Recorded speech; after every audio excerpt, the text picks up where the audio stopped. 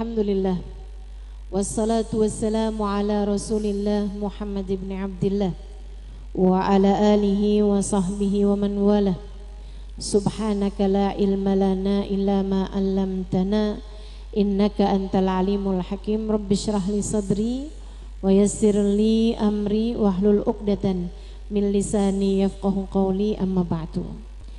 Alhamdulillah, sama-sama kita hormati, kita sayangi Bunda Sri, Bunda Windu dan segenap keluarga besar. Kita doakan semoga mereka semuanya selalu berada dalam rahmat ridha Allah Subhanahu wa taala, dipanjangkan umurnya, disehatkan badannya, dimudahkan urusannya, dimurahkan rizkinya, dikabulkan hajatnya, semakin dicinta Allah Subhanahu wa taala dan Rasulnya. Segenap hubabat, segenap ustazat, segenap pimpinan-pimpinan majelis ta'lim, pimpinan-pimpinan pondok pesantren, dan juga semua yang hadir di majelis ini, baik ibu-ibu, kakak-kakak, adik-adik, anak-anak, nenek-nenek, janda-janda, jomblo-jomblo. Semoga semuanya dirahmati, dicintai Allah Subhanahu wa taala, disayangi dan disyafaati Nabi besar Muhammad sallallahu alaihi wa ala alihi wa sahbihi wasallam, insyaallah. Amin ya rabbal alamin. Pertama-tama yang tadi diingatkan Bunda Sri ya, nggak usah foto saya. Nah itu emang bener banget tuh. Saya sangat berharap teman-teman yang mungkin nggak tahu tadi, mungkin ada yang sempat foto, tolong dihapus fotonya. Kenapa sih Ustazah nggak mau difoto? Saya tuh cuman belajar, masih belajar untuk jadi yang seperti disampaikan Sayyidah Fatimah, khairun lin nisa an la tara rajulan walau yaraha rajul. Sebaik-baik perempuan adalah yang tidak melihat laki-laki dan yang tidak dilihat laki-laki. Gitu. Pengen belajar jadi perempuan yang seperti itu. Gitu ya, yang enggak dilihat sama laki-laki dan yang tidak melihat laki-laki. Ustazah kan fotonya buat saya aja Ustazah, tapi kan kamu gak pernah tahu, mungkin akhirnya ada suamimu yang lihat foto saya, gitu kan ya? Atau sekurangnya gitu, ternyata handphonenya hilang, handphonenya dicuri orang. Nah kan ada orang yang mungkin nanti akan melihat foto saya. Saya cuman kepengen untuk lebih menjaga diri. Lagian teman-teman sekalian, muka saya nggak sebegitu pentingnya. Yang penting itu adalah apa yang saya sampaikan. Nah apa yang saya sampaikan boleh kok direkam, silahkan aja. Yang saya sampaikan bisa kok ibu-ibu dengerin di YouTube, di Instagram saya banyak banget tuh Bu tuh. Ya kan, bisa jadi obat ibu-ibu kangen, bisa jadi obat ibu-ibu sebelum tidur ibu dengerin. Katanya suara saya tuh mengandung semacam obat penyakit insomnia. Orang kalau nggak bisa tidur dengerin suara saya bisa ngantuk gitu. Terbukti di majelis-majelis taklim tuh suka saya liatin tuh. Terutama yang duduk di pojokan, deket kipas angin. Dengerin suara saya kayak didongengin katanya. Masya Allah. Jadi nggak apa-apa, suaranya silahkan, tapi wajahnya jangan. Begitu ya.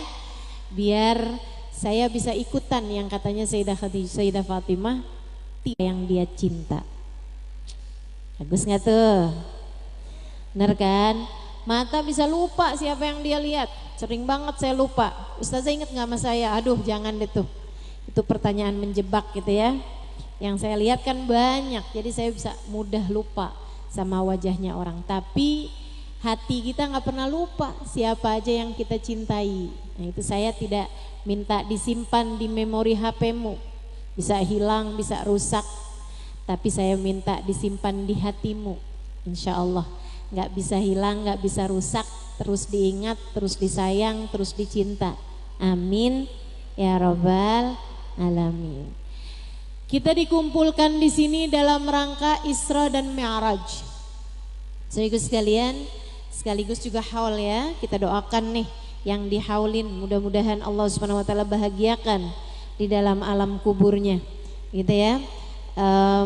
Haji Herman dan juga Hajah Untari Kita doakan mudah-mudahan dibahagiakan Allah sebahagia-bahagianya dalam alam kuburnya insyaallah. Nanti juga akan saya bacakan tahlil singkat kepada beliau nanti di akhir majelis ya. Teman-teman sekalian saya muliakan, dan juga dalam rangka Isra dan Mi'raj. Nah, Isra Mi'raj ini teman-teman sekalian perjalanan panjang baginda kita Nabi besar Muhammad sallallahu alaihi wasallam, di mana beliau melintasi langit demi langit, langit demi langit, ketemu para malaikat, ketemu para bidadari, berjumpa dengan para nabi-nabinya Allah Subhanahu wa taala di atas langit sana, hingga kemudian melihat surga, melihat neraka, melihat lauhil mahfud, melewati arsy, melewati kursi yang kata Allah wasi'a kursiyus samawati wal ard, melewati rafrafil ahbar hingga sidratul muntaha. Perjalanan yang kalau orang tempuh itu Bu memakan waktu bertahun-tahun, bahkan berpuluh-puluh tahun, bahkan mungkin beratus-ratus tahun, dan tidak pernah ada yang melakukan perjalanan yang semacam itu sebelum dan sesudah Nabi besar Muhammad sallallahu alaihi wa ala alihi wa sahbihi wasallam. Saya tidak akan menceritakan kronologis perjalanan Isra dan Mi'raj karena panjang. Saya hanya ingin mengambil beberapa poin penting tentang Isra Mi'rajnya baginda kita Nabi besar Muhammad sallallahu alaihi wa ala alihi wasallam. Dan gak banyak juga ya Bu ya. Yang saya mau sampaikan hanya 2 poin. Kebanyakan 1 poin aja. Sehingga sekalian yang saya muliakan, poin yang pertama, Nabi Muhammad cerita lo'aitu lailata an usriyabi anna akthar ahlin nar minan nisa. Ini sering juga nih ibu-ibu dengar hadis ini. Malam saya di Isra Mi'raj kan, saya lihat ternyata kebanyakan penghuninya neraka dari kalangan kaum perempuan. Pernah dengar Bu? Pernah, sering ya Bu ya. Itu ada banyak pembahasan sih di antara para ulama tentang apakah memang perempuan banyak penghuni neraka, ataukah memang sebenarnya itu banyak para ulama juga membahas mengenai Nabi cerita kebanyakan penghuni neraka dari kalangan kaum perempuan. Nabi nggak cerita bahwa kebanyakan penghuni surga dari kalangan kaum laki-laki. Nabi nggak bilang begitu. Jadi bukan menunjukkan bahwa perempuan banyak masuk ada di dalam neraka dan laki-laki banyak masuk surga gitu, enggak. Ibu-ibu sekalian, karena Nabi nggak cerita sebaliknya. Akan tetapi hadis ini menunjukkan bahwa semakin zaman akhir persentase per jumlah ya, jumlah perempuan di zaman akhir memang menjadi semakin lebih banyak daripada kaum laki-laki. Itu ibu-ibu sekalian. Artinya bahwa kamu jangan sedih. Dengan hadis ini bukan berarti wah kalau gitu mau gimana-gimana juga saya neraka nih pasti nih. Enggak gitu. Enggak gitu ibu-ibu sekalian, enggak gitu. Bahwa memang banyak perempuan ada di dalam neraka, akan tetapi mudah-mudahan bukan kita. Amin. Bukan kita, bukan anak kita ya Bu ya. Bukan ibu kita, bukan kakak adik kita, bukan sahabat-sahabat kita, bukan orang-orang yang kita cintai insyaallah. Lantas siapa itu yang banyak ada di dalam neraka? Apa penyebab terbesar perempuan ada di dalam neraka? Yuk kita mau bahas. Mudah-mudahan dengan ini kita menjadi orang-orang yang terselamatkan dari api neraka hingga kita dipilih Allah Subhanahu wa taala untuk menjadi ahli surganya. Semoga yang hadir di majelis ini menjadi wanita-wanita berkelas surga. Amin. Menjadi calon-calon penghuni surga. Menjadi orang-orang yang terbebas dari neraka.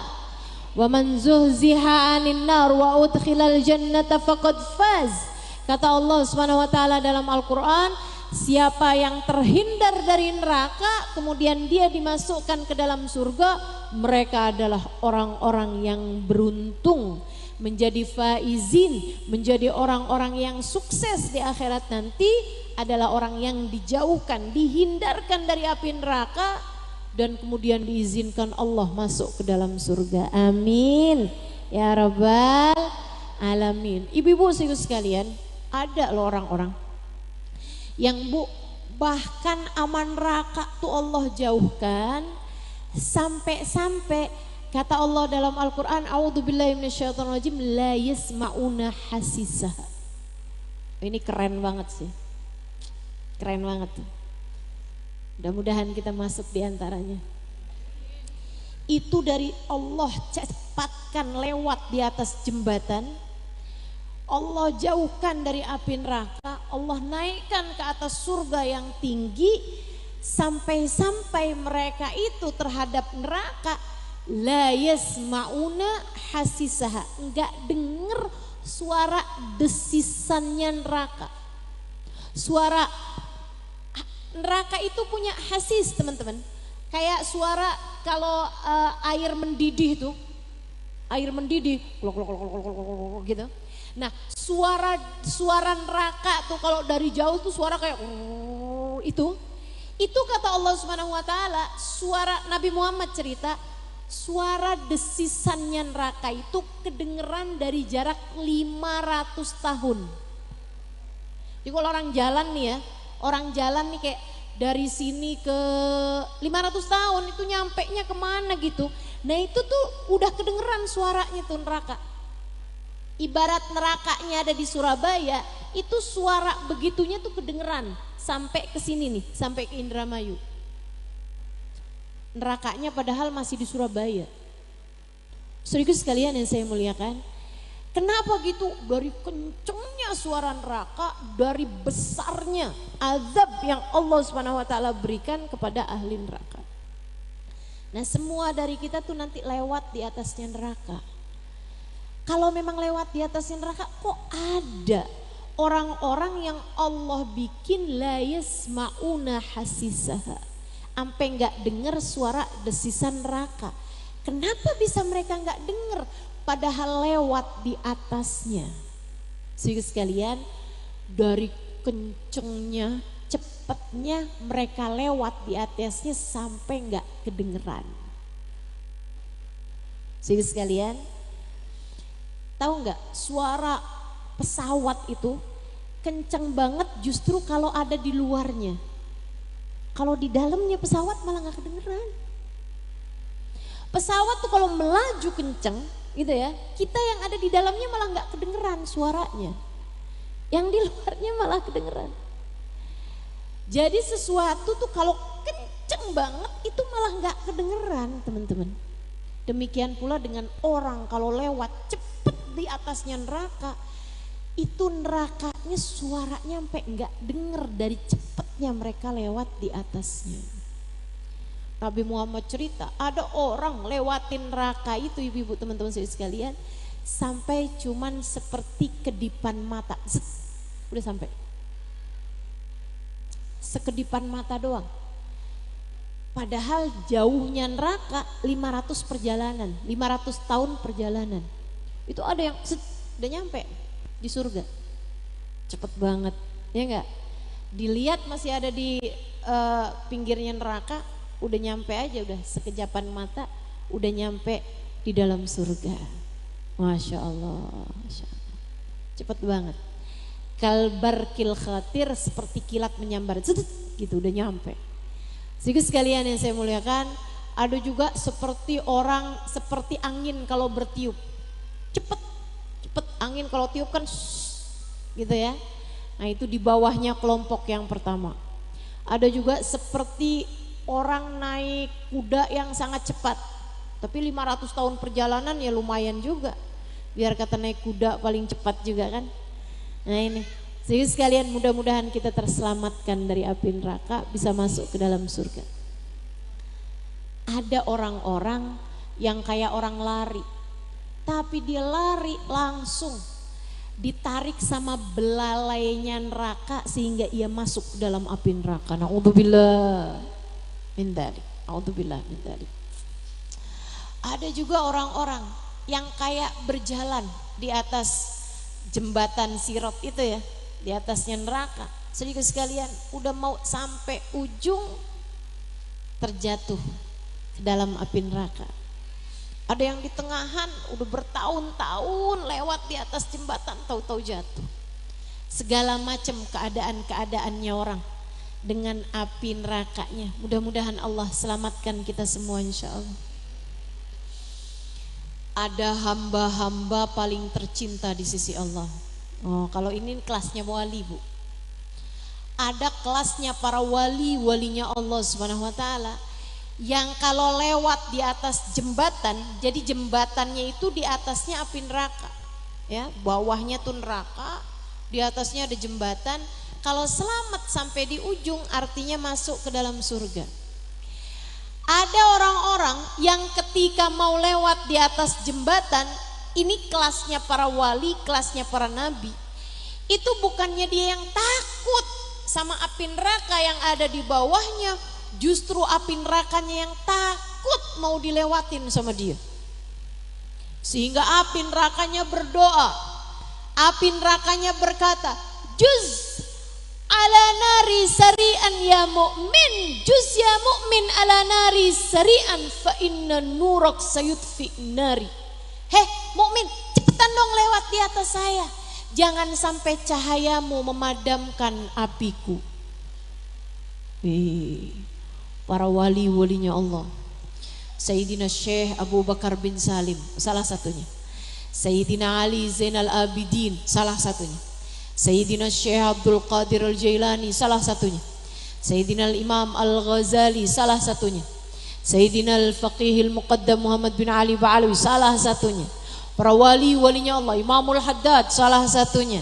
Habib Abdullah bin Abu Bakar Al-Aidarus salah satunya. Para wali-wali teman-teman, pimpinan-pimpinan para wali seperti itu. Kalau lewat di atasnya jembatan Sirat, api nerakanya yang bilang sama dia, "Ya mukmin, cepetan lewat di atas saya, karena cahayamu bisa memadamkan apiku." Kita sih gak usah minta yang kayak begitu, yang penting selamat aja dah, gitu kan ya. Penting selamat ya Allah. Masukkan kami ke dalam surgamu tanpa harus mangkal, tanpa harus transit ke neraka terlebih dahulu ya Allah. Jangan ya Allah, jangan ya Allah. Selamatkan kami semuanya ya Allah. Masukkan kami ke dalam surgamu bila hisab, wala adab, wala itab. Amin ya rabbal alamin. Amin ya rabbal alamin. Ini para sahabat nanya, "Rasul, apa yang menyebabkan perempuan masuk ke dalam api neraka?" Nabi jawab 2 jawaban. Tiga sekalian, dengerin baik-baik nih, biar kita mudah-mudahan jadi ahli surga semuanya. Nabi ada sebutkan 2 jawaban penyebab perempuan banyak ada di dalam neraka. Penyebab pertama, li'annahunna yakturnal la'nah. Perempuan suka nggak pinter jaga lisan, suka gampang ngatain orang. Ini nih yang kebanyakan menjadi penyebab perempuan ada di dalam neraka. Ustazah, emang kalau laki-laki nggak pinter jaga lisan, ngomongin orang, suka ngata-ngatain orang, suka fitnah orang, suka ini itu, nggak masuk neraka juga? Masuk neraka juga. Tapi kok Nabi nyebutnya perempuan? Karena memang perempuan nih lebih banyak ngomongnya. Betul Bu? Saya aja kalau nanya nih sama anak-anak kecil nih, di rumah siapa yang cerewet? Mama. Karena Bu, perempuan itu memang punya kosakata lebih banyak daripada laki-laki. Ya, kita dicipta Allah Subhanahu wa taala lebih banyak bicara dibandingkan dengan laki-laki. Laki-laki itu kabarnya kuota bicaranya secara umum ya, secara umum. Banyak juga perempuan pendiam juga banyak. Tapi secara umum gitu, perempuan itu lebih banyak bicara daripada laki-laki. Karena katanya kosakatanya perempuan tuh 9.000 seharinya. 9.000 kata sehari. Kebalik, laki-laki 9.000 kata sehari, di saat perempuan 21.000 kata seharinya. Ini 2 kali lipat lebih banyak, ya, hampir 3 kali lipat lebih banyak daripada laki-laki. Nah ini kita mesti paham nih. Tapi tenang aja teman-teman.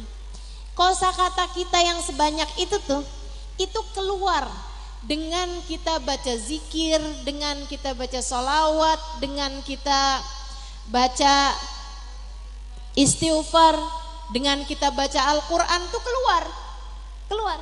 Makanya orang yang perempuan itu lebih kuat bebacaan daripada laki-laki. Betul nggak? Saya suka liatin tuh ibu-ibu pengajian tuh, di tasnya tuh banyak banget dah kitab-kitab ratib dia baca, wirid ini dia baca, bacaan ini dia baca, semuanya tuh dibaca. Apalagi yang ini ijazah dari siapa, yang ini ijazah dari siapa, gitu kan, perintilan tuh, lembar dari sini, lembar dari sana, gitu kan ya. Bacaan Rejab lain, bacaan Syakban lain, masya Allah, luar biasa. Nah itu artinya perempuan tuh sebenarnya punya kemungkinan untuk masuk surga juga lebih banyak dengan kalimat-kalimat yang keluar dari lisannya gitu. Ya kan ya? Artinya bahwa kamu memiliki kuota bicara yang lebih banyak daripada laki-laki, itu bukanlah merupakan kekuranganmu, tapi bisa jadi itu merupakan kelebihanmu. Makanya kalau ada orang bilang gitu kan, Ustazah kuat ya ngajar sehari 2 majelis, 3 majelis, itu dia karena saya perempuan. Saya punya kuota bicara lebih banyak daripada laki-laki. Makanya nggak habis-habis kuotanya. Masya Allah. Makanya kalau udah ngajar 2 kali, 3 kali, di dalam rumah saya pendiam. Kuota udah habis. Makanya kalau di rumah siapa yang lebih banyak bicara, saya apa suami saya? Suami saya. Keseringan saya pulang ke rumah dalam keadaan minus kuotanya. Udah saya pakai semuanya, Masya Allah. Teman-teman sih sekalian yang saya muliakan, tapi memang secara umum perempuan lebih banyak bicaranya daripada laki-laki. Nah kita mesti jaga lisan-lisan kita, ya Bu ya. Mesti pinter-pinter jaga lisan. Kata Nabi Muhammad, banyak orang celaka di akhirat nanti karena ketidakmampuan menjaga lisannya.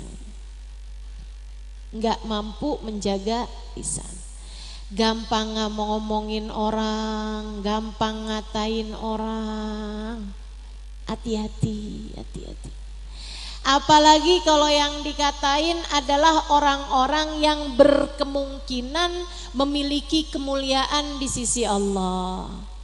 Karena dia seorang ustadz, karena dia seorang ustazah, karena dia orang yang hafal Al-Quran, karena dia adalah seseorang yang mengajar, karena dia adalah seseorang yang menjadi tokoh di masyarakat. Hati-hati, jangan gampang ngomongin orang.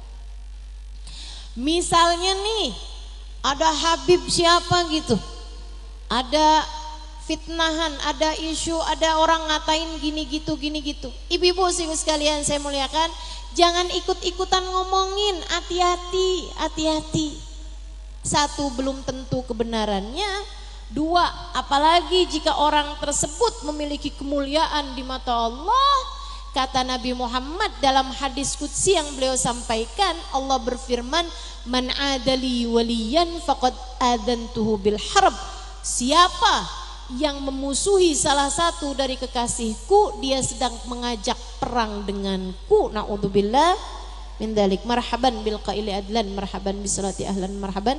Kita dengerin adzan dulu ya Bu ya. Nanti saya lanjutkan lagi sudahnya.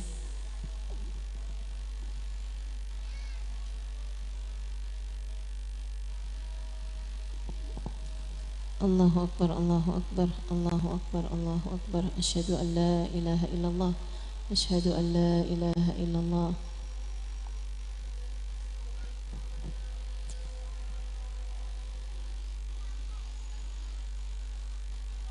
Marhaban bi habibi wa qurrat aini Muhammad sallallahu alaihi wasallam.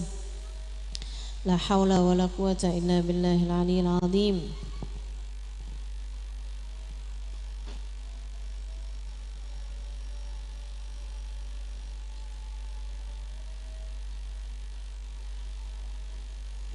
La haula wala quwata illa billahil aliyyil azim.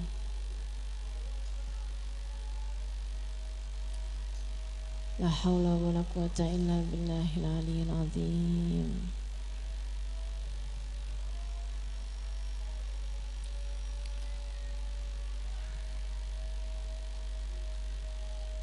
La haula wala quwata illa billahil aliyyil azim.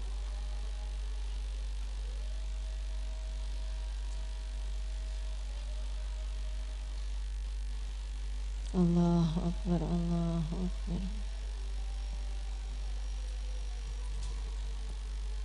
La ilaha illallah, alhamdulillah rabbil alamin. Allahumma salli ala sayyidina Muhammad wa ala ali sayyidina Muhammad.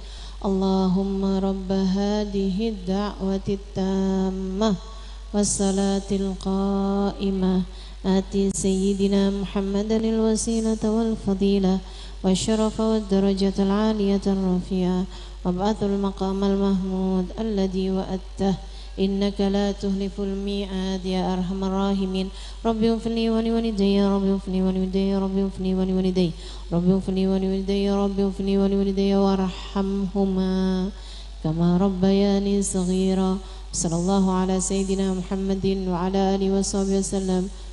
Walhamdulillahi rabbil alamin. Ibu-ibu sekalian saya muliakan, jaga lisan, jaga lisan. Saya lihat orang-orang soleh itu mereka dimuliakan Allah Subhanahu Wa Taala karena kemampuan menjaga lisannya. Bu ya, mesti pinter-pinter nih lisan kita nih, kita jagain.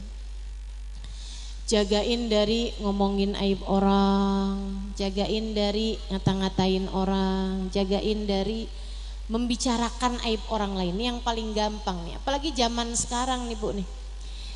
Ibu-ibu buka TV, TV-nya ngajarin ngomongin orang. Ya kan begitu? Ketemu sama orang, kadang-kadang nih yang sering terjadi nih. Ibu-ibu ketemu di tukang sayur atau di tempat belanja lah gitu ya, lagi beli-beli buat belanja, buat makan hari ini, buat masak. Temu kan? Apa kabar Bu? Iya baik. Kamu apa kabar? Baik. Itu masih kalimat pertama nih masih bener nih. Kalimat kedua nih, kok si itu nggak kelihatan? Nah ini mulai nih. Biasanya ibu suka barengan sama ibu itu. Nah ini kan mulai nih pembukaan ghibah, muqaddimahnya ghibah. Abis itu terus bilang, oh kamu nggak tahu ya? Tuh. Terus biasanya seringnya nih ghibah diawali dengan, saya sih nggak mau ngomongin orang ya. Tuh. Itu udah amma ba'du tuh. Buat ghibah tuh. Saya sih bukan mau ngomongin orang. Ya ampun Bu, dia itu habis cerai sama suaminya. Tuh. Kok bisa dicerai? Katanya gitu. Iya, kan kita semuanya udah tahu, pakai ini nih.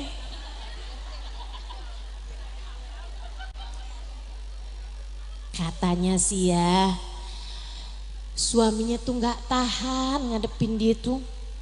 Kalau ngomong kasar sama suaminya, ya pantas aja lah diceraiin. Katanya kemarin tuh habis KDRT. Udah tuh, mulai deh tuh. Ntar dari A sampai Z diomongin, ya Allah, ya Allah. Sampai tukang sayurnya bilang, Bu, apalagi yang mau dibeli? Dari tadi gibahin orang, Masya Allah, Masya Allah. Mudah-mudahan Allah jaga kita, amin. Ibu-ibu sekalian, tahukah kamu setiap kali kamu berghibah itu kamu sedang transfer pahala-pahalamu kepada orang yang kamu ghibah. Bu, pahala kamu tuh belum tentu banyak. Segitunya kamu mau nyumbang orang. Seberapa yang kamu punya, ibu-ibu sekalian yang saya muliakan. Makanya Nabi Muhammad nyebut nih, kata Nabi Muhammad, araftum manil muflis. Tahu nggak kamu siapa orang bangkrut di akhirat? Siapa orang bangkrut kata Nabi? Orang bangkrut Rasul. Yang kami tahu orang bangkrut itu orang yang punya harta dan juga punya hutang. Hutangnya lebih banyak daripada harta yang dia punya. Kata Nabi, ya itu bangkrut menurut versi kalian. Menurut di sisi Allah, orang bangkrut adalah orang datang di akhirat dengan pahala kayak gunung. Kita belum tentu loh Bu, pahala kayak gunung nih. Ibu-ibu sekalian, nih ada orang pahala kayak gunung. Puasa Senin Kemis gak pernah tinggal, duha gak pernah tinggal, tahajud gak pernah tinggal, baca Quran juga, baca istighfar juga, baca sholawat juga, pahalanya kayak gunung. Ibu-ibu sekalian, hadir pengajian juga, nyumbang majelis taklim juga, sedekah sama anak yatim, banyak banget pahalanya. Nih kita belum tentu nih punya pahala kayak dia nih, gunung. Umroh juga, haji juga, loh banyak banget pahalanya. Walakinnahu syatamdak waqtaba ala dak. Kata Nabi Muhammad, tapi waktu hidup seneng banget ngomongin orang, waktu hidup seneng banget ngatain orang, waktu hidup seneng banget fitnah orang, waktu hidup suka berbuat jahat sama orang lain. Faja'al ghurama, kata Nabi, maka datang nih orang-orang ini semuanya, kemudian bilang, ya Allah, dia pernah ngomongin saya waktu di dunia. Ya Allah, dia pernah fitnah saya waktu di dunia. Ya Allah, dia pernah menzalimi saya waktu di dunia. Kata Allah, kalau gitu ambillah pahalanya. Maka mereka semuanya berdatangan mengambil pahalanya seukuran dengan kezaliman yang pernah dia lakukan. Ambil. Banyak yang dia omongin, banyak banget nih waktu hidup di dunia nih. Panjang umurnya tapi panjang ghibahnya. Sampai habis pahalanya ibu-ibu sekalian, masih datang juga orang, ya Allah, dia pernah marahin saya depan-depan orang. Sakit hati saya waktu itu. Kata Allah, ambil pahalanya. Udah habis ya Allah pahala. Kalau gitu taruh dosa kamu di tempat dia. Na'udzubillah. Ibu sekalian, Sayyidina Sufyan Ats-Tsauri sampai bilang, "Lau kuntu aghtab ahadan laghtabtu ummi." Kalau saya mesti banget ngomongin orang, saya sih mau ngomongin ibu saya aja. Kalau saya wajib banget ngerasanin orang, ngata-ngatain orang, saya akan ngerasanin umi saya. Kok bisa gitu? Fa innaha ahaqqun nas bihasanati, karena dia yang paling pantas buat dapetin kebaikan-kebaikan dan pahala saya. Saya kalau mau ngasih pahala mau umi saya. Ngapain saya mau ngasih pahala sama orang lain? Ngomongin orang tuh ngasih pahala sama orang lain, gak akan saya merugikan diri saya dengan membicarakan aib orang lain. Bu, bisa? Insya Allah. Jangan mau menyibukkan diri, menyibukkan lisan, membicarakan aib orang lain. Sebab kita sayang sama pahala kita, gak akan kita sumbangkan kepada siapapun. Kan begitu? Sampai ada nih ceritanya nih. Ini cerita pernah diceritakan guru saya, Sayyidil Habib Umar bin Hafid. Ada ibu-ibu saya sekalian, seorang perempuan meninggal dunia. Waktu hidup biasa-biasa aja, sederhana aja. Pahalanya sederhana. Hadir majelis, begitu kan ya? Sholat fardu sih nggak pernah tinggal, tapi sholat sunnah kurang-kurang gitu. Ya biasa aja, sederhana bu waktu hidupnya. Begitu masuk dalam alam kubur, dapat sebulan 2 bulan, ada seorang kiai ulama di tempat tersebut mimpiin dia di kuburan nikmat bener. Heran dong, wih bu, perasaan kayaknya waktu hidup di dunia biasa-biasa aja, sederhana aja. Kok sekarang dalam kuburan kaya raya begini nih? Seneng bener dalam kuburnya, enak banget dalam kuburnya. Amal ibadah apa kamu yang diterima sama Allah, yang bikin Allah kasih balasan segini banyaknya? Katanya perempuan tersebut, dari saya mah gak ada kiai, ini mah alhamdulillah nih ada banyak orang-orang tiap hari ngomongin saya. Ini saya nih dapat transferan kiai, tiap hari ada aja yang transferin tahajud, transferin sholat duha, ada yang transferin sedekah, ada yang transferin santunin anak yatim, ada yang transferin sholawat, ada yang transferin hadir majlis. Mereka kiai hadir majlis pulang-pulang ngomongin saya, pahala hadir majlisnya kan ditransferin ke saya. Alhamdulillah. Tolong ya kiai kalau bangun kirim salam saya sama teman-teman saya, bilangin nama mereka makasih, bilangin nama mereka tiap hari aja dah, suruh terus ngomongin saya. Seneng saya di kuburan. Mau begitu? Yang jadi dikiriminnya sih nggak apa-apa. Mau kamu tiap hari transferin pahala kamu ke orang lain? Nggak mau. Udah berapa tuh? Tahajud kita kadang-kadang belum tentu ada pahalanya, ya kan? Sholat duha belum tentu. Masya Allah, segitunya mau kamu lempar-lemparin kepada orang lain, jangan, sayang-sayang. Tapi ustazah yang ngomongin saya juga banyak, ya biarin aja, jangan transfer balik. Masa kamu habis ditransfer, alhamdulillah nih ada transferannya, berapa ya? 1 juta, kalau gitu saya transfer dah 2 juta. Ya rugi kamu. Demikian pula kada orang ngomongin orang, ya alhamdulillah. Bu, katanya kamu habis diomongin nama si ibu itu tuh, dia bilang katanya kamu begini-begini, sembarangan. Kamu nggak tahu ya siapa si ibu itu? Dia tuh juga begini. Transfer balik kamu. Sayang kalau ada orang transfer kebaikan, alhamdulillah. Jangan diomongin kayak gitu juga sama orang. Bu, katanya kamu habis, oh alhamdulillah. Transfer pahala dia kan ke saya. Saya mah nggak akan ngomongin dia, walaupun dia sebenarnya begini. Ya gimana tuh? Suruh balik sama aja. Nah gitu caranya, nggak gitu caranya.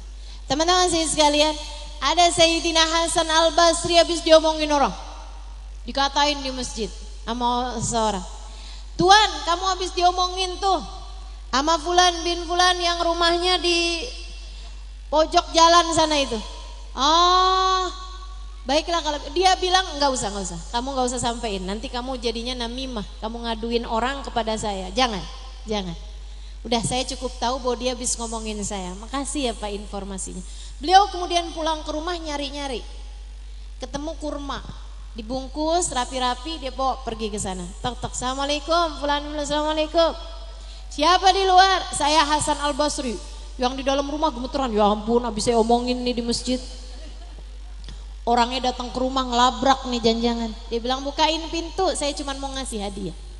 Bukain pintunya, dia bilang saya dengar kamu habis transfer pahala ke dalam rekening saya cari balasan apa yang ada. Saya punya kurma ini, makasih. Saya cuma bisa kasih ini sebagai balasan kebaikanmu buat saya. Udah repot-repot kirimin pahala kamu ke dalam rekening saya. Masya Allah. Bisa? Insya Allah. Jangan sampai tuh cari-cari barang taruhin racun. Tuh hati-hati ya. Udah nggak apa-apa Bu. Tapi kan ustazah saya kan sakit hati diomongin orang. Bu, kamu mau jadi siapa sih yang nggak diomongin orang? Nabi Muhammad aja diomongin orang Bu. Manusia sempurna, manusia paripurna, tak punya cacat dan celak, selalu berbuat baik kepada siapapun. Ada nggak yang ngomongin orang? Ada nggak yang ngomongin Nabi Muhammad? Banyak ibu-ibu sampai dengan sekarang nih yang ngomongin Nabi Muhammad. Sampai kelibet-libet nih omongan saya. Yang ngomongin Nabi Muhammad sampai zaman sekarang aja ada Bu yang ngatain Nabi Muhammad begini begitu segala macam. Ya Allah, ya Allah. Nabi emang Allah kepengen banyakin pahalanya Nabi biar di akhirat nanti semakin banyak yang disyafaatin sama Nabi Muhammad. Jadi nggak apa-apa. Kita diomongin orang ya nggak apa-apa. Yang penting jangan kita ngomongin orang, ya kan? Yang penting bukan kita yang ngomongin orang, karena kita sayang-sayang sama pahala kita yang segitu-gitunya. Insya. Jangan jahatin orang, jangan fitnah orang. Kalau ada orang ngurangin haknya dari kita nggak apa-apa, biarin orang aja. Kita jangan. Kita berbuat baik aja sama orang lain. Walaupun orangnya nggak pinter menghargai kebaikan kita, nggak apa-apa Bu. Orang nggak balas kebaikan kita, nggak apa-apa Bu, karena kita berbuat baik bukan untuk pandangan orang, akan tetapi kita berbuat baik untuk diri kita sendiri, untuk bekalan kita menuju surga. Amin ya Rabbal. Ada orang ngatain kasar sama kita, ya nggak apa-apa orang lain, kita jangan, udah biarin aja. Ada orang ngomong sumpah serapah sama kita, biarin orang aja, kita jangan. Ada orang berusaha untuk merebut warisan yang seharusnya kita beri ke orang lain aja, kita jangan. Ibu-ibu sekalian, kita jangan. Hidup cuman sekali, sayang Bu, sayang. Kita nggak punya waktu buat berbekal selain hidup kita sekarang ini.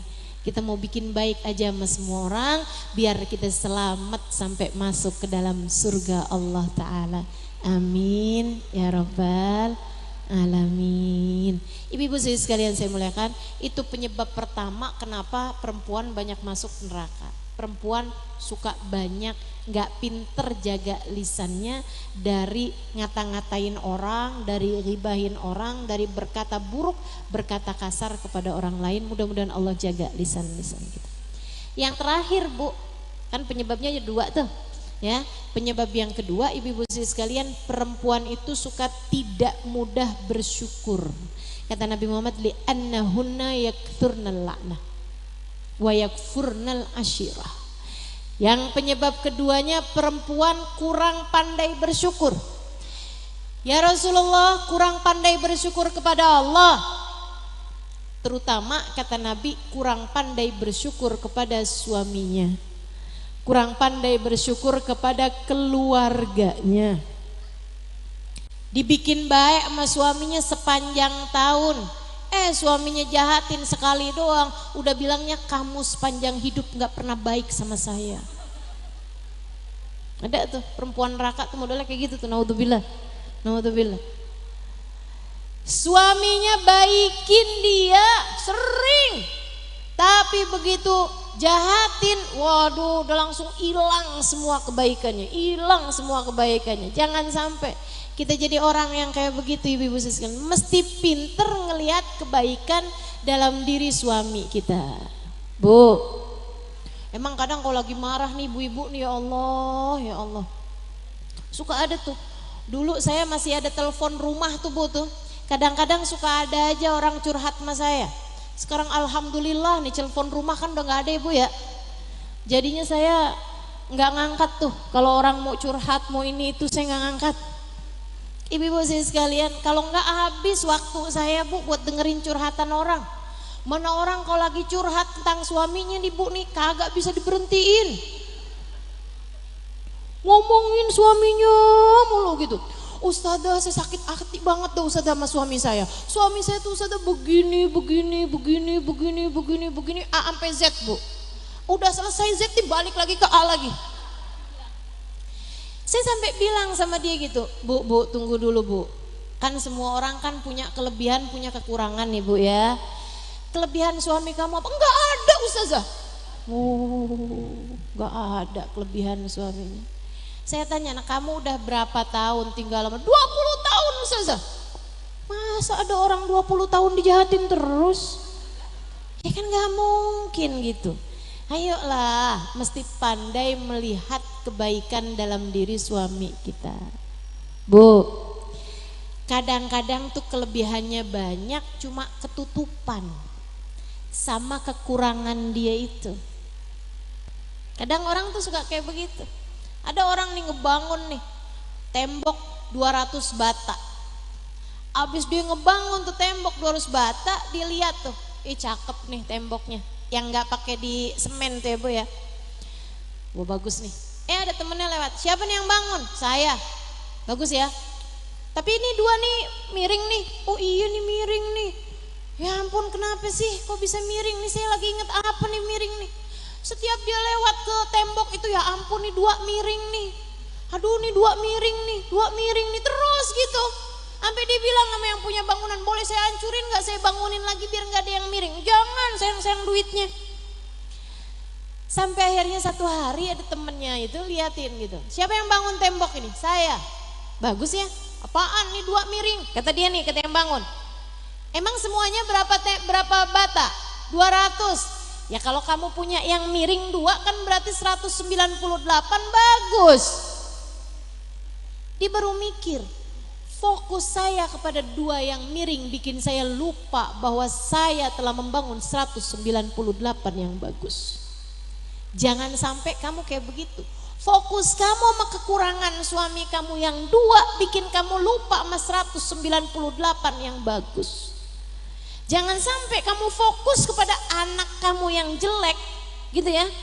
Bukan anaknya yang jelek, maksudnya perilaku anak yang jelek gitu ya. Membuat kamu lupa sama kebaikan-kebaikan yang ada pada diri anak kamu. Ibu-ibu suka kayak begitu, ngelihat rapot anaknya semuanya hitam, ada merah 1, fokusnya sama merah 1. Betul? Panggil anak. Kenapa nih nak bisa merah nih nak? Lupa gitu sama yang banyak tuh yang bagus, hitam-hitam semuanya gitu. Ibu-ibu sih sekalian, ibu juga suka lupa. Dulu rapot ibu lebih jelek daripada itu. Betul? Mestinya malahan ibu lihat rapotnya bagus nak, alhamdulillah. Apaan mah ada merahnya dikit nak, merahnya mama dulu lebih banyak. Gituin, sok-sok marah sama anak. Kok matematika kamu dapat 5 padahal dulu emaknya dapat 3. Ya Allah, udahlah gitu. Maklumi aja semua orang, pandailah bersyukur, syukuri apa yang ada.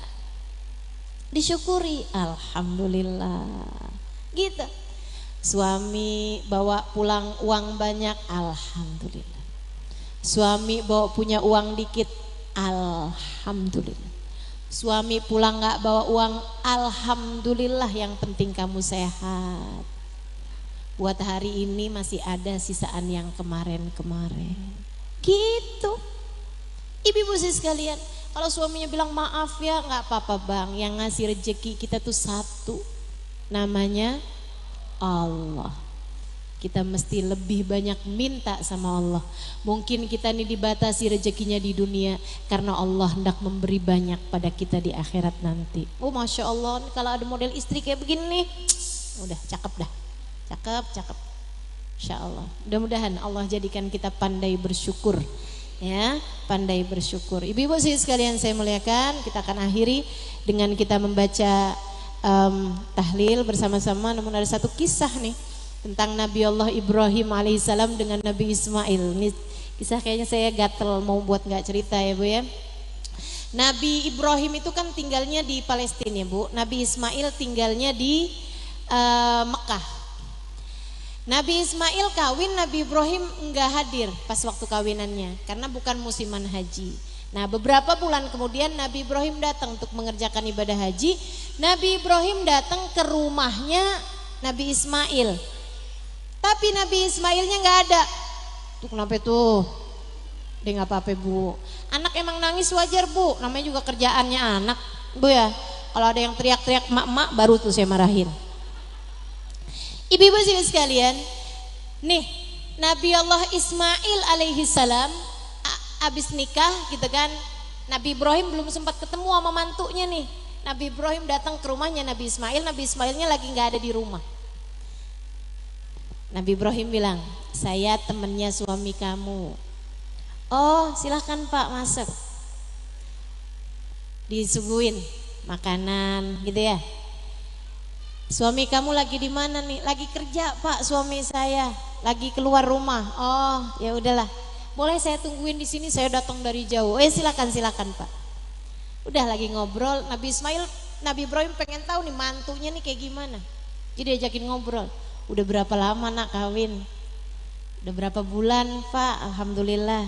Oh gimana rumah tangganya nih? Udah 8 bulan nih. Misalnya gitu ya.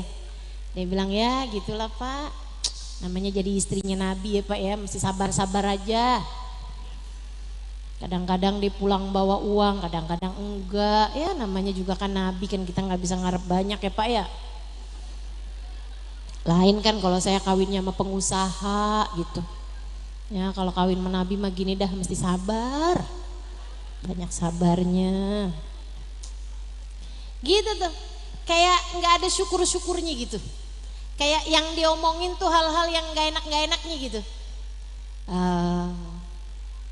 Udah lama ngobrol, Nabi Ibrahim bilang, ya udah dah kalau gitu saya pamitan nih, rupanya Ismail rada lamaan nih pergi. Ntar deh saya temuin dah Ismailnya di tempat lain. Tapi saya kirim salam aja ya nak sama suami kamu nih ya. Kirim salam, bilangin sama dia nih, kayak tabat babe ganti aja nih daun pintunya nih nggak pas nih. Liatin istrinya kayak sih bagus daun pintunya. Pulang malam-malam bilangin, Ismail, tadi kamu datang teman kamu orangnya begini. Dia ngajakin ngobrol sama saya, ngomongnya banyak. Tuh kan orang tuh kalau negatif mulu yang dipikirin kayak gitu tuh. Ada orang datang ke sini ngomongnya banyak, nanya tentang kamu Ismail, saya jawab apa adanya. Terus habis itu dia bilang, katanya udah kirim salam aja sama suami kamu, katanya saya suruh ganti daun pintu. Orangnya kayak gini, bener. Oh itu abah saya tuh Ibrahim. Dia sepertinya kurang cocok sama kamu nih. Jadi saya disuruh gantiin daun pintu. Teman-teman sekalian, gak berapa lama Nabi Ismail menceraikan istrinya. Karena perintah dari bapaknya ya, walaupun yaitu yang ngerti bahasanya para nabi itu. Nabi Ismail kawin lagi nih sama perempuan lain lagi gitu kan. Dapat berapa tahun, maksudnya berapa tahun kemudian Nabi Ismail kawin lagi sama perempuan lain. Kemudian beberapa bulan sesudahnya Nabi Ibrahim datang haji lagi. Kayak gitu lagi kejadiannya. Ismail, suamimu lagi di mana? Saya temennya. Oh lagi keluar rumah. Oh kalau gitu boleh saya tunggu di sini. Silakan Pak, silakan. Suguhin makanan. Kurang lebih sama juga. Tanyain berapa lama kamu nikah? Ada sih Pak 6 bulanan. Alhamdulillah. Gimana Ismail sama kamu? Oh Masya Allah, Ismail tuh baik banget ya Pak ya. Orang itu baik banget. Saya kalau salah dia maafin. Saya kadang-kadang gak pinter bikinin dia makanan, semuanya dimaklumin. Masya Allah, saya kadang kalau lagi capek, saya gak bisa ngurusin dia gitu. Dia penuh maklum sama saya, Masya Allah, gak pernah marahin saya. Tutur katanya lemah lembut, mungkin karena dia seorang nabi ya Pak ya. Apa emang nabi tuh kayak gitu ya, Masya Allah banget, luar biasa. Saya suka malu sama dia. Saya belum bisa jadi istri yang soleha gitu buat dia, mudah-mudahan dia maafin saya. Doain ya Pak biar saya bisa jadi istri yang soleha. Nabi Ibrahim bilang, Insya Allah, Alhamdulillah. Ini kayaknya Ismail gak datang-datang, saya pamitan dulu deh kalau gitu. Kirim salam saya ya sama dia, bilangin sama dia daun pintu jangan diganti-ganti. Malam hari Ismail datang, dia bilang, cerita istrinya, Masya Allah tadi datang seseorang, dia bilang katanya dia teman kamu, walaupun umurnya agak jauh ya dari kamu, tapi Masya Allah banget. Orangnya bijaksana, saya dinasehatin, saya diomongin, Masya Allah, saya cerita tentang kamu, dia tanya tentang kamu, saya jawab apa adanya.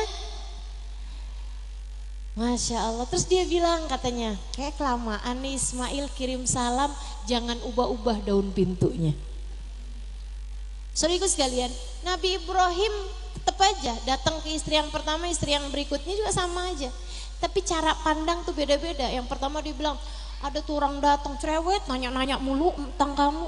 Yang sekarang, Masya Allah seorang laki-laki yang bijaksana. Sama aja. Tapi sudut pandang itu yang membuat beda teman-teman. Makanya kalau kamu bilang, suami saya nih pelit, tunggu dulu. Dia pelit atau karena tahu kamu itu boros jadi dia berhemat. Kan begitu? Itu namanya sudut pandang. Begitu teman-teman. Suami saya pencemburu, tunggu dulu.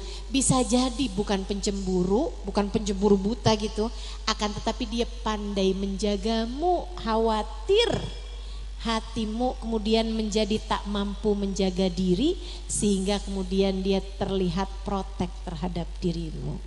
Gitu. Saudara sekalian yang saya muliakan,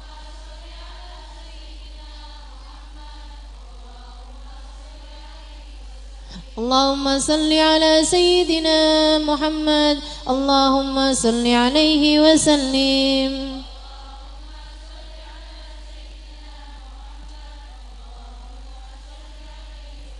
اللهم صل على سيدنا محمد يا ربي صل عليه وسلم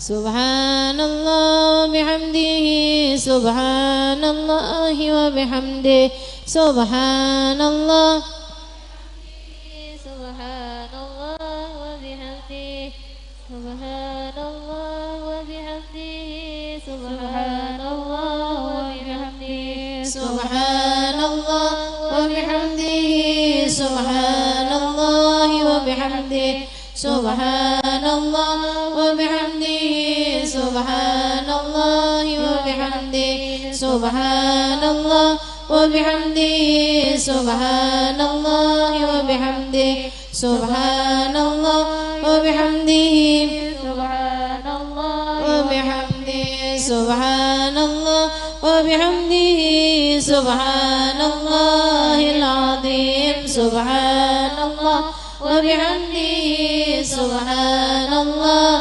العظيم سبحان الله وبحمده سبحان الله العظيم سبحان الله والحمد لله ولا إله إلا الله والله أكبر سبحان الله والحمد لله ولا إله إلا الله والله أكبر سبحان الله والحمد لله ولا إله إلا الله والله أكبر سبحان الله والحمد لله ولا إله إلا الله والله أكبر نستغفر الله العظيم ونتوب إليه نستغفر الله العظيم ونتوب إليه نستغفر الله العظيم ونتوب إليه نستغفر الله العظيم ونتوب إليه نستغفر الله العظيم ونتوب إليه نستغفر الله العظيم ونتوب إليه نستغفر الله العظيم ونتوب إليه نستغفر الله العظيم ونتوب إليه اللهم صل على حبيبك سيدنا محمد وآله وصحبه وسلم اللهم صل على حبيبك سيدنا محمد وآله وصحبه وسلم اللهم صل على حبيبك سيدنا محمد وآله وصحبه وسلم اللهم صل على حبيبك سيدنا محمد وآله وصحبه وسلم اللهم صل على حبيبك سيدنا محمد وآله وصحبه وبارك وسلم أجمعين اللهم صل على حبيبك سيدنا محمد وآله وصحبه وبارك وسلم أجمعين الفاتحة وآية الكرسي وثلاثة الله وهذا الموعدتين أثابكم الله بسم الله الرحمن الرحيم الحمد لله رب العالمين الرحمن الرحيم مالك يوم الدين إياك نعبد وإياك نستعين اهدنا الصراط المستقيم صراط الذين أنعمت عليهم غير المغضوب عليهم ولا الضالين آمين بسم الله الرحمن الرحيم وإلهكم إله واحد لا إله إلا هو الرحمن الرحيم الله لا إله إلا هو الحي القيوم لا تأخذه سنة ولا نوم له ما في السماوات وما في الأرض من ذا الذي يشفع عنده إلا بإذنه يعلم ما بين أيديهم وما خلفهم ولا يحيطون بشيء من علمه إلا بما شاء وسع كرسي السماوات والأرض ولا يؤوده حفظهما وهو العلي العظيم بسم الله الرحمن الرحيم قل هو الله أحد الله الصمد لم يلد ولم يولد ولم يكن له كفوا أحد بسم الله الرحمن الرحيم قل هو الله أحد الله الصمد لم يلد ولم يولد ولم يكن له كفوا أحد بسم الله الرحمن الرحيم قل هو الله أحد الله الصمد لم يلد ولم يولد ولم يكن له كفوا أحد بسم الله الرحمن الرحيم قل أعوذ برب الفلق من شر ما خلق ومن شر غاسق إذا وقب ومن شر النفاثات في العقد ومن شر حاسد إذا حسد بسم الله الرحمن الرحيم قل أعوذ برب الناس ملك الناس إله الناس من شر الوسواس الخناس الذي يوسوس في صدور الناس من الجنة والناس.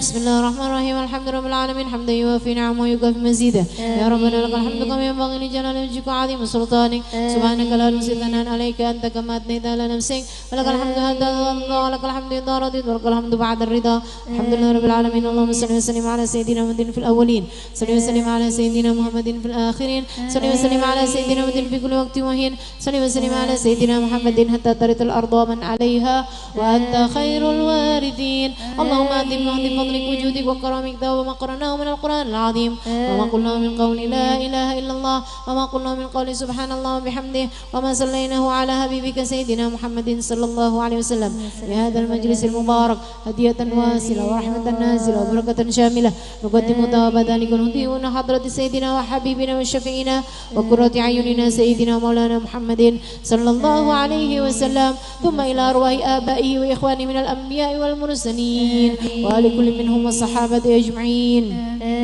خصوصا الخلفاء الراشدين سادتنا أبو بكر وعمر وعثمان وعلي وأن بقية الصحابة والتابعين وتابع التابعين لهم بإحسان إلى يوم الدين ثم إلى روح سيدة خديجة الكبرى وعائشة الرضا وخصوصا روح سيدة فاطمة الزهراء وولديها الحسن والحسين وذريتهم الجميع خصوصا روح سيدنا المهاجر الله محمد بن عيسى وكل مقدم محمد بن علي بن سيد الحبيب عبد الرحمن السلف سيد الحبيب عبد الله بن أبو بكر العيدروس فخر الوجود الشيخ بكر بن سالم ووصولي مفورم ثم صاحب راتب عبد الله بن الحداد أحمد بن زين الهبشي وعلمة الهبشي ثم إلى صاحب راتب العطاس علي عمر بن عبد الرحمن العطاس سيدنا الشيخ علي بارس ووصولي مفورم ثم إلى الحبيب عبد الله بن الحبيب عبد الله بن حسين بن طاهر وإلى طاهر بن عبد الله بن طاهر ثم إلى روح الحبيب حسين بن أبو بكر العيدروس والباتن ثم إلى الحبيب أبو بكر السقاف كرسك ثم إلى روح الحبيب محمد بن عيدروس الهبشي ثم إلى روح الحبيب محمد بن أحمد المهضار وأصولي مفورهم ثم إلى روح الحبيب حسن والحبيب وسالم بن عبد الله بن عمر الشاتري ثم إلى روح الحبيب ثم إلى روح الإمامين الحبيب عبد الله بن الحبيب عبد القادر بن أحمد بن الفقيه ووصول مفروهم ثم إلى روح الحبيب حبيب صالح الحميد تنقل ثم إلى روح الحبيب حسين براني ثم إلى روح الحبيب حبيب أحمد بن علوي الحداد الحاوي ثم إلى روح الحبيب عبد الله بن محسن العطاس empang Bogor wa usulihim wa furuhim thumma ila ruhi sahibut tarikh al habib Muhammad bin Abdurrahman as-Segaf wa usulihim wa furuhim wa man yantasib ilaihim ajma'in ثم إلى روح حبيب محمد بن سالم بن حفيظ ثم إلى روح حبيب محمد بن عبد الله الحدار والحبابة زهراء الحبابة مريم بن حبيب محمد بن عبد الله الحدار وأصولهم وفروعهم ومن ينتسب إليهم أجمعين ثم إلى أرواح جميع أولياء الله مشارق الأرض ومغاربها برها وبحرها ثم إلى أرواح أربعة الأئمة المجتهدين مقلدين في الدين علماء عاملين فقهاء المحدثين والقرآن مفسرين سادة الصوفية المحققين أجمعين ثم إلى أرواح الأولياء التسعة الذين نشروا الدين في بلادنا الإندونيسية ثم إلى أرواح جميع أولياء الله من مشارق الأرض ومغاربها أن الله يغفر لهم ويرحمهم ويعلي درجات في الجنة وينفعنا بركاتهم وأسرارهم وأنوارهم وعلومهم ونفحاتهم في الدين والدنيا والآخرة ثم إلى روح أم النور بنت مهدر السقاف وأصولهم وفروعهم ثم إلى روح Bapak Haji Herman wa ila ruhi Hajjah Untari wa usulihim wa furuhim thumma ila ruhi arwahina wa arwahikum wa amwatina wa amwatikum ajma'in khususan la ruh sebutkan arwah keluarga masing-masing.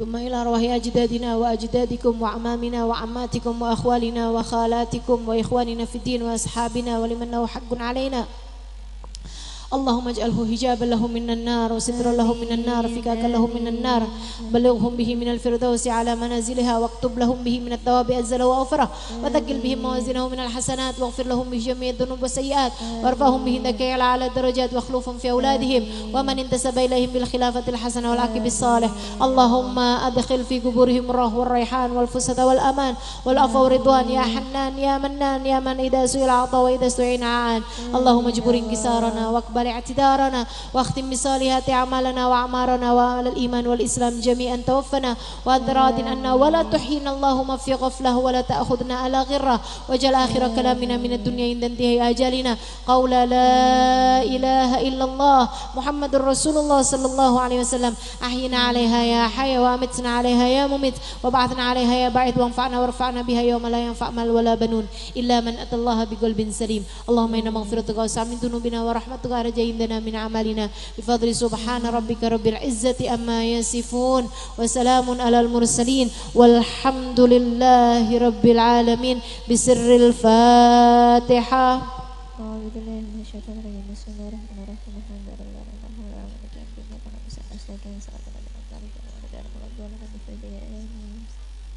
صراط الذين أنعمت عليهم غير المغضوب عليهم وladhdallin amin taqabbalallahu minna wa minkum taqabbal ya karim. Mudah-mudahan bermanfaat, kurang lebihnya mohon maaf. Billahi taufiq wal hidayah wal afu minkum. Wassalamualaikum warahmatullahi wabarakatuh. Assalamualaikum warahmatullahi wabarakatuh.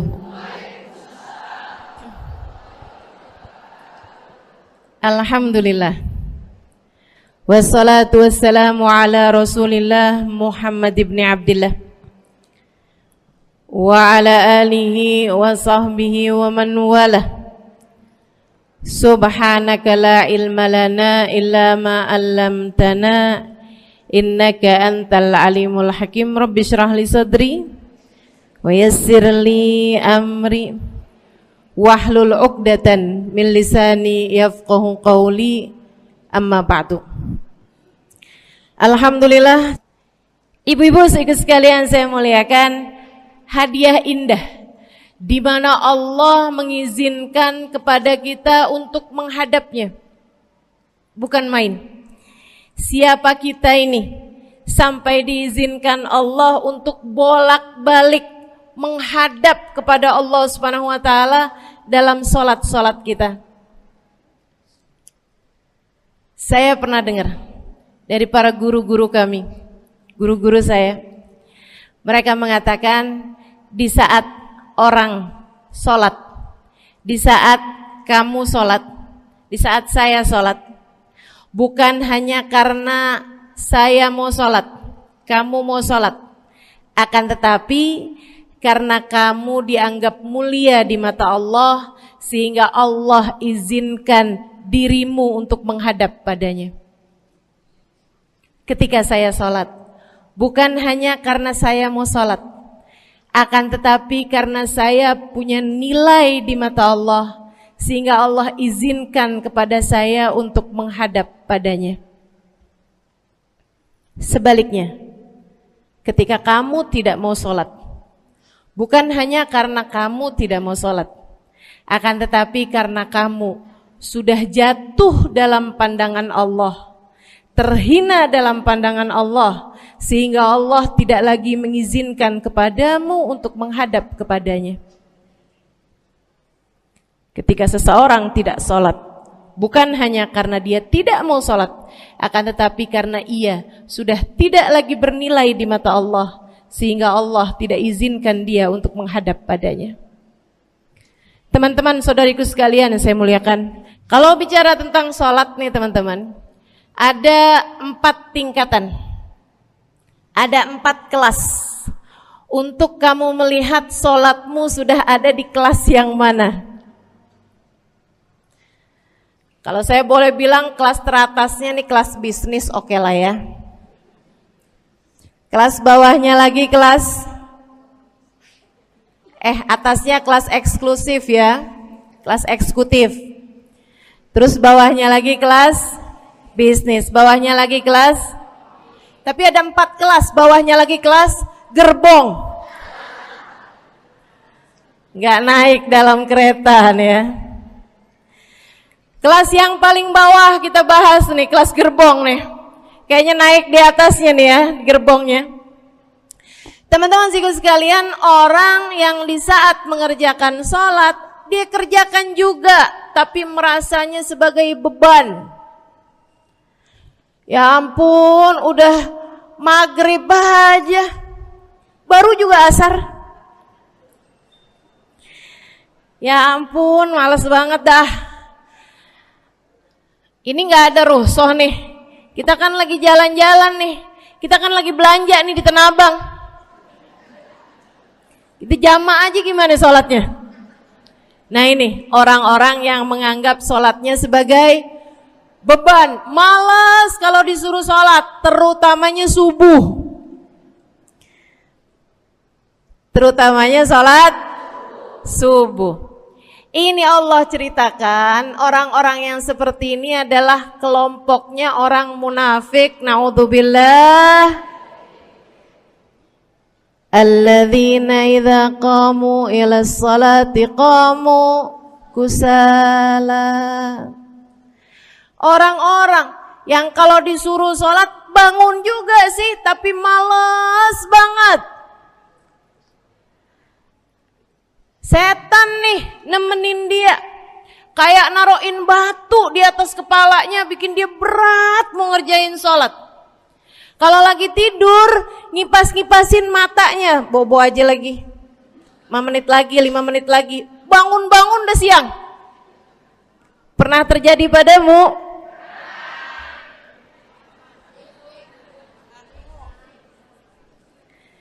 Jemur kunut.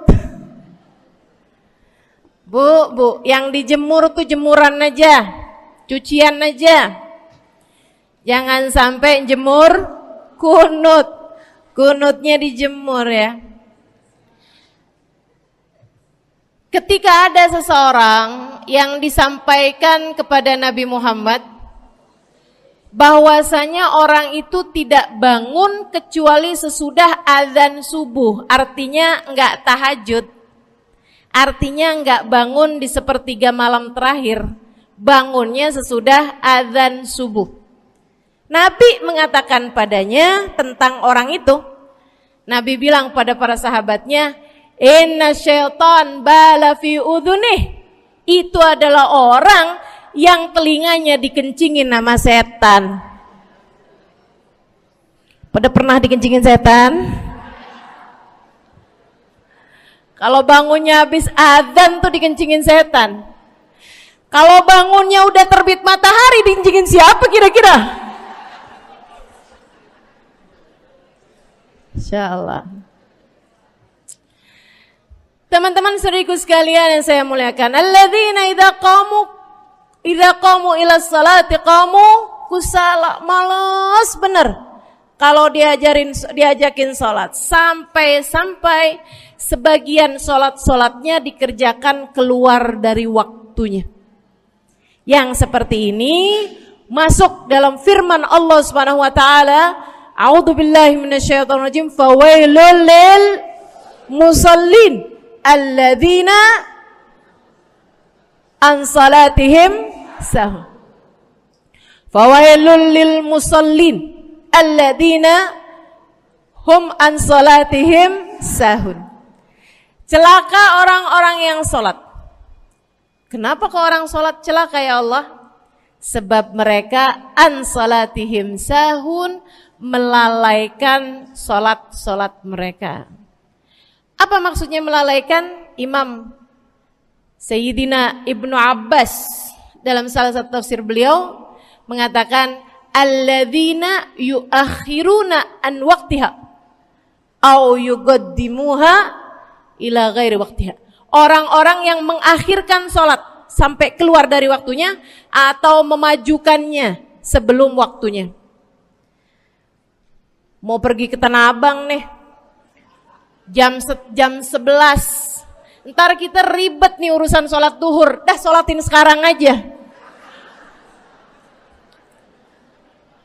Ini orang-orang yang fawailul lil musallin. Bu, sesibuk apapun dirimu, jangan pernah ninggal sholat.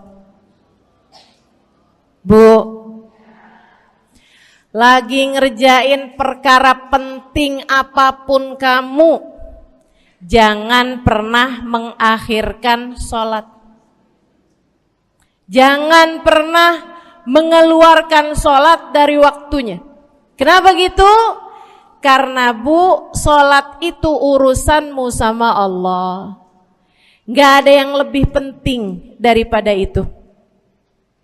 Gak ada yang lebih penting daripada itu. Siapa yang mementingkan Allah, dia bakal dipentingin sama Allah. Siapa yang meremehkan salatnya, berarti dia telah meremehkan Allah. Siapa yang meremehkan Allah, dia akan diremehkan oleh Allah. Na'udzubillah min dzalik. Buat adik-adik jomblo, jangan pernah mau kawin sama orang yang gak sholat. Biarpun kamu udah nunggu cukup lama, kalau ada yang lamar kamu dan dia gak sholat, jangan mau, Bu. Dek, ibu-ibu juga, kalau ada yang janda di sini,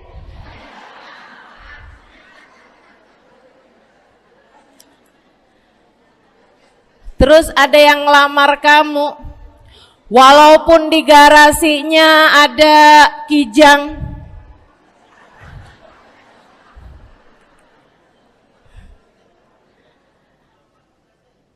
ada bebek, motor maksudnya ya, datang melamar kamu, jangan terima. Orang yang gak sholat, kamu jangan mau jadi istrinya. Kenapa? Saya kasih tahu ya, Allah aja dia tinggalin, apalagi kamu.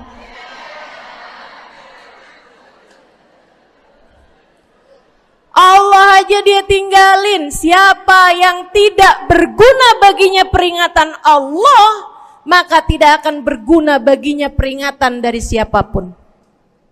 Tapi dia mencintai saya, Ustazah. Dia mencintai saya cinta mati katanya. Sekarang tungguin setahun 2 tahun, cintanya hilang, tinggal matinya. Tapi dia mencintai saya luar biasa, Ustazah. Dia tak sanggup hidup tanpa saya. Itu namanya cinta monyet. Tungguin 2 tahun, cintanya hilang, tinggal.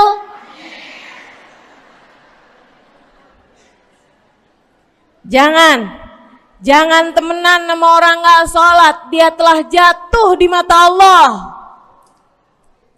Maka kita pun belajar buat jadi orang-orang yang terus mendaki, terus meraih rahmatnya Allah, terus belajar buat jadi salah satu orang yang dipandang dengan rahmat oleh Allah Subhanahu wa taala.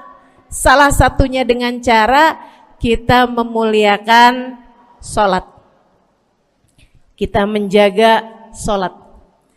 Jagain sholatnya, jangan masuk kelompok orang yang tadi itu sholatnya menjadi beban. Ini kelompok paling bawah nih. Naik ke kelas ekonomi. Tadi begitu ya? Kelas ekonomi, orang-orang yang sholatnya menjadi sebuah kewajiban. Dia kerjain, dia tahu itu wajib, dia gak akan tinggalin. Tapi sama halnya dengan kewajiban-kewajiban yang lain. Kita nih kalau mikirnya kewajiban, Bu, kalau nggak diwajibin lagi seneng. Betul nggak? Masih ada kayak beratnya gitu ngerjain sholat. Orang yang sholatnya dianggap sebagai kewajiban. Kayak anak-anak sekolah tuh, wajib pakai seragam, wajib ngerjain PR. Kalau satu hari, besok enggak wajib pakai seragam. Ada enggak ya pakai seragam? Enggak ada. Enggak ada. Enggak ada yang besoknya dia pakai seragam terus tanyain, "Kenapa kamu tetap pakai seragam?" Abisnya saya suka sama seragamnya. Enggak ada. Karena mereka menganggap pakai seragamnya adalah kewajiban. Sekolahnya sebagai kewajiban. Jadi giliran besok libur anak-anak, hore gitu. Ada orang-orang yang sholatnya dianggap sebagai kewajiban. Nggak ada yang nambah kalau kewajiban tuh. Sholat sunnah boro-boro. Sholat wajib aja kalau bisa dibikin sesingkat mungkin akan dilaksanakan dengan cara yang sesingkat-singkatnya.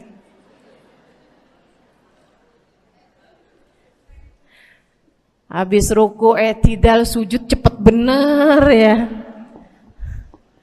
Malaikat raqib sama malaikat atid nih udah tahu aja kalau dia sholat. Habis ghairil maghdubi alaihim waladdallin. Malaikat atid bilang sama malaikat raqib, kulhu, catat kulhu udah pasti.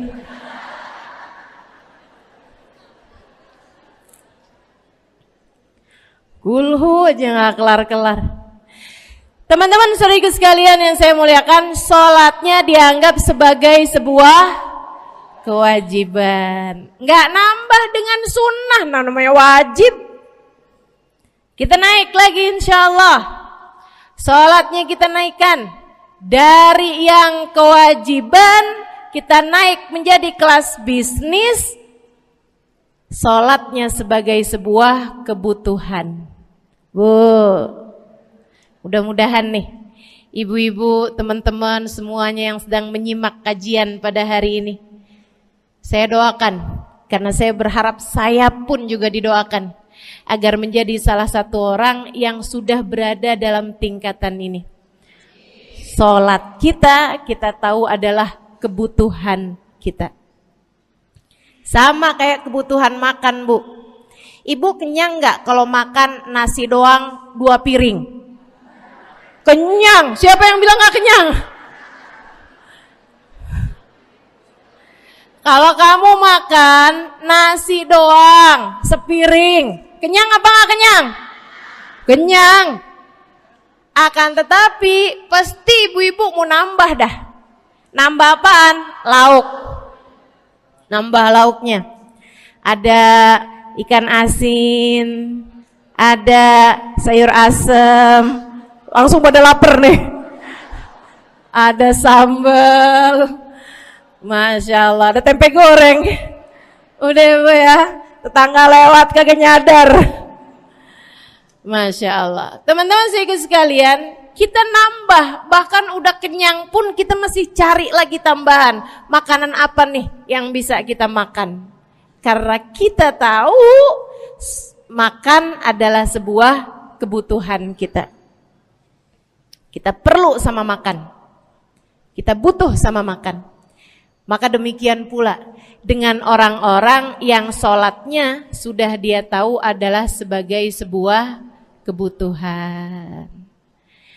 Cukup sih duhur 4 rakaat, dia nambah. Ada qobliyahnya, ada ba'diyahnya.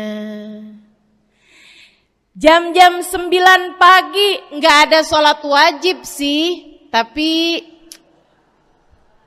pengen ngemil, ya Bu ya, dengan cara kerjain sholat duha.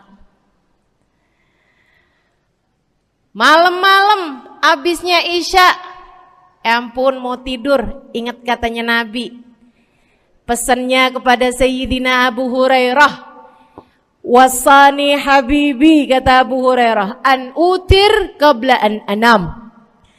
Kekasih saya Nabi besar Muhammad, kata Abu Hurairah, kasih pesan pada saya untuk jangan tidur sebelum sholat witir. Jadi habis kelar sholat isya langsung sambung sama witirnya. Dia tahu sholatnya adalah sebagai sebuah kebutuhan. Kebutuhan. Saya butuh untuk sholat karena saya butuh